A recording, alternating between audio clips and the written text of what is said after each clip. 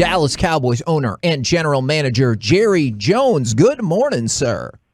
Guys, let's line them up. Kevin, Corey, Mike, let's go. Let's get to the line and let them have it. There you go. I like that, Jerry. All right, so we talked a little bit last week.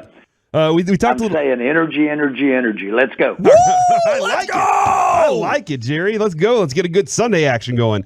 Jerry, last week we talked a little bit about a charity thing that we're doing. Every year before Thanksgiving, we do 13 and a half hours of radio. We're going to do it this year, the day before. We're really excited about it. This year, we were gifted a bottle of your Owner's Select Maker's Mark, and we're trying to figure out just what kind of value that would have when we auction that off. We're going to auction it off, and I just don't know exactly what kind of number to put. What the value? What should we start that bottle at, Jerry? Well, I will tell you what went into it. I paid a huge personal sacrifice to get that flavor, and it is unique, Owner's Maker's Mark, because I was very involved personally. Went to Kentucky and was involved in what woods, different slats of wood from literally all over the world, but certainly several from Missouri and different parts. Well, they put like a bed slat in a barrel of fresh fermented juice that does ultimately turn into the whiskey, and they flavor it with those types of wood. Well, I tasted that, went over there and spent the day tasting it. Now, what's wrong with this concept is that after the first 2 or 3 ones I tasted, I couldn't taste a damn thing because I was inebriated. But having said, seriously, but I'm teasing, and Jean's shaking her head at me right now for saying it. But the bottom line is it made a wonderful Maker's Mark exclusive Dallas Cowboy Owners liquor. And we do serve that, and we serve it exclusively there at the Owners Club at AT&T Stadium. So I'm really proud of it, really, and it is really good. And I do personally, you have it, and it's a great time to have it at this holiday. So you're thinking we could probably get a big number off of selling this bottle for our charity, right? Well, and I'll add to it any way I can. If I can sign one of those bottles or do something like that, I'd be proud to do that. Now, one time I was at an auction, and they were auctioning a football, and they said, we're going to have Troy Aikman sign this, and he was there, and boy, they stepped up and said $5,000. Wow. Jimmy Johnson was there, and they said, now we're going to have the head coach do it. Jimmy will sign it, and somebody stepped up and said $10,000. Wow. And then they said, well, since we've got it going, we'll have the owner sign it. And the next guy stood up and said $1,000. That's tough. That's a tough pill to swallow, yep. Something potentially to cheer you up then from that bidding story is we were just talking about the Thursday night football game last night. I know you were an offensive lineman at Arkansas. Were you excited? I know the touchdown didn't count, but were you excited to see Robert Hunt catch that football and rumble towards the end zone and almost do a flip to score a touchdown? It was amazing, and yes, watched every replay of it, and what a impressive athlete he is. And what's really something, can you imagine contorting and flipping over like that at 300 pounds and landing 3 different times with 3 parts of your body? Because you can do it when you're that big, and come up smiling. And he did, and it was an amazing play. But, boy, I thought, now this is NFL. This is exciting when a player. And, boy, he didn't miss it a beat. He snatched that ball. That's a guy sitting there dreaming and ready for the ball. I understand that, really. So, Jerry, let's talk about your offensive line. I have this question for you. Is Tyron Smith your second most important offensive player we put Dak Prescott as number 1?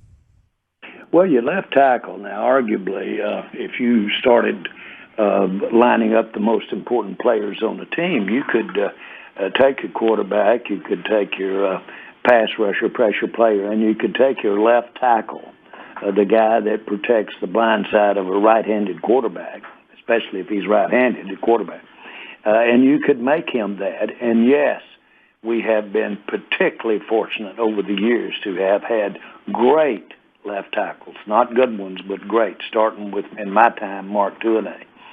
And then we evolved on into, actually, Larry Allen. We paid Larry Allen with the full idea that he would go to left tackle.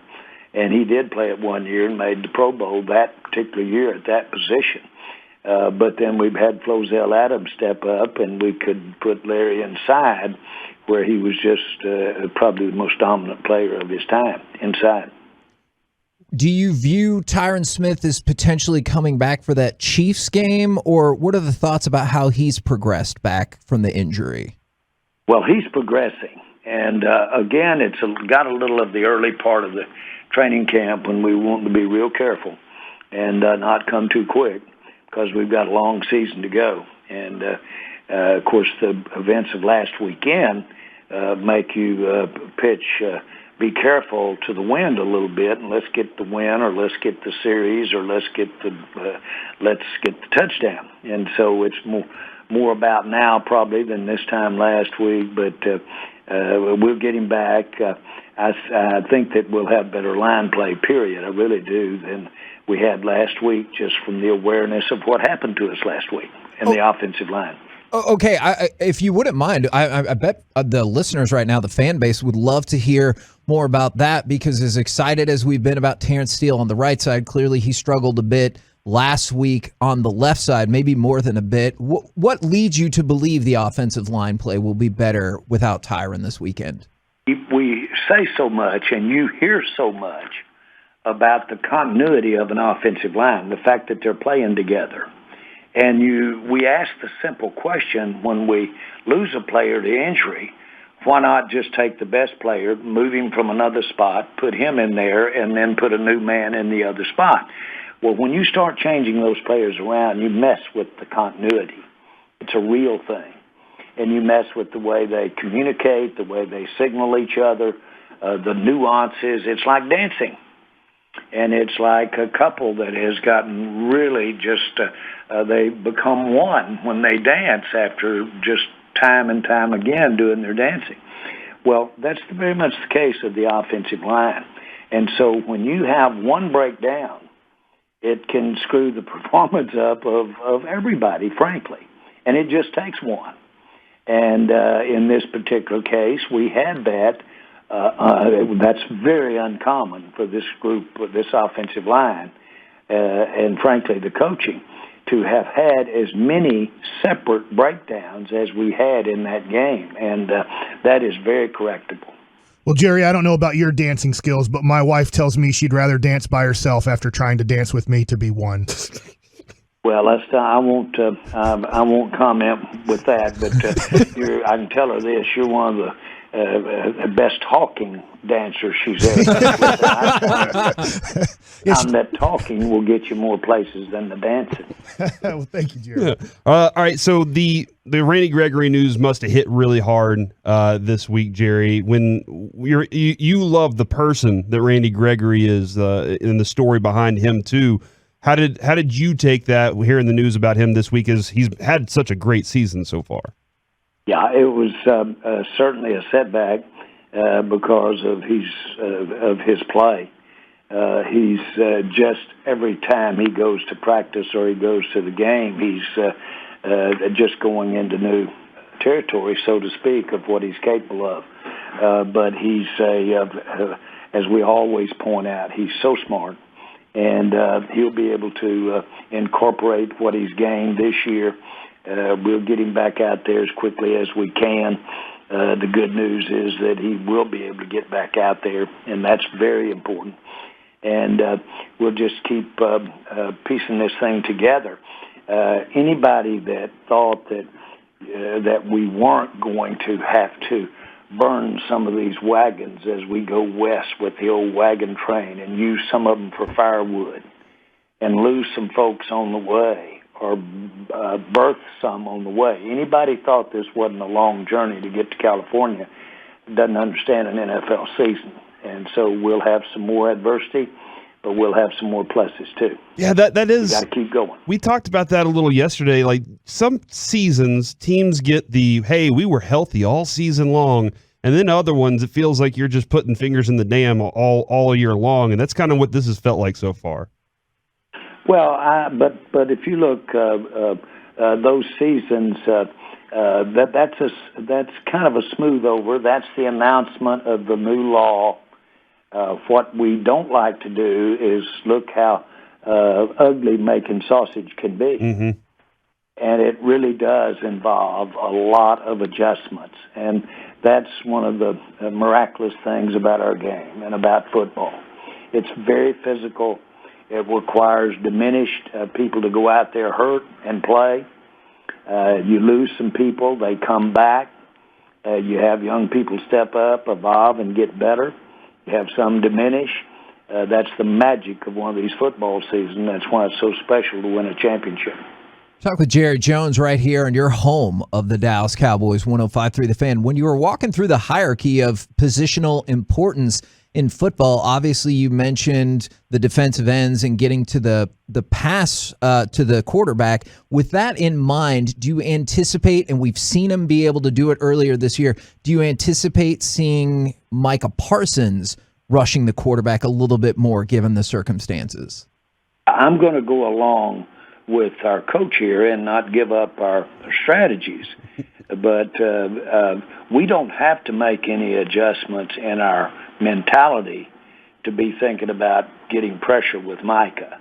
We haven't had a game where we have not tried to emphasize the pressure. Now, your question is, where is he going to be lining up? And we do want that to be a surprise. But, yes, Micah will be an important part of our pressure against Atlanta. You know, it's going to be interesting here, Jerry, as we've talked about this week, is Dan Quinn's obvious knowledge of Matt Ryan, being his coach for a while and knowing his strengths and weaknesses. But we also talk about Matt Ryan probably knowing Dan Quinn's, some of his strengths and weaknesses of his defense. How do you see that playing out on Sunday? Well, I think it's exciting, and I think you've got it assessed just right. They know each other pretty well. And so that'll be a part of this challenge, but it'll be a part of the opportunity. And I think that Dan will be doing it with some different players. And even Dan has said that he, during his time from leaving head coach at Atlanta to joining us, he's looked at a lot of the things he does, has made adjustments, is doing some things differently. And Ryan won't have been able to draw on the fact that he coached that with him because he's made some changes in the very way he coaches, technique as well as strategies. Jerry, I saw Mike McCarthy discussing the brotherhood sessions, keeping the locker room loose and everything. Do you think that that's job number one for a head coach, is to build and grow the locker room? Oh, when you just think of what you hear ex-players, how they talk about what their coach gave them, then I think that's a very important part. I'm reminded of Bill Parcells, who his best time to get to know a player was in the off season, and he would go back and sit around and talk to them while they were doing their strength training during the off season when we weren't playing football. And he would go over and propose maybe a diet for one of the players and sit down and share with him some of the things he might do in changing his diet around and discuss any other thing they wanted to talk about. And he said, that's when I build my relationships. Well, the point is he emphasized so much on building the relationships. I used to wonder how he got away with, because, man, he'd get in the face hard of some key young men.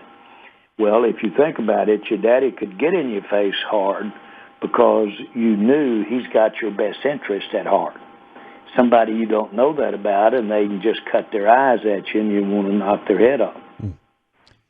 Now, I waited as long as I could to ask this question. I am a huge wrestling fan, and I know you guys had the party at AT&T Stadium on Wednesday. I know the tickets officially go on sale today, this morning, right now for Wrestlemania, coming up, 2-night event at AT&T Stadium.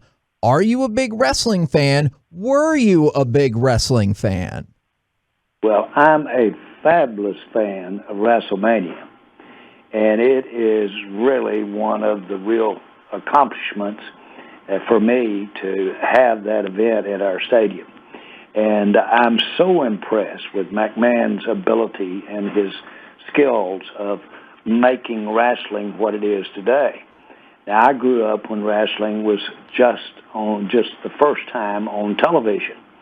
And it was so much fun. And I used to go to wrestling matches when I was a kid. And my father in the grocery business used to get involved and be a sponsor and use wrestling to help call attention to what he was doing with his stores. And so, yes, I am a big wrestling fan, but WrestleMania takes it to a completely different level. Those are events. Each one has the aura of a small Super Bowl. Do you think you could have been a good bad guy manager in wrestling, Jerry? Because you're a good talker and you can get people riled up. Well, I guess so, but I could also talk to them a little about their personality and how they finesse.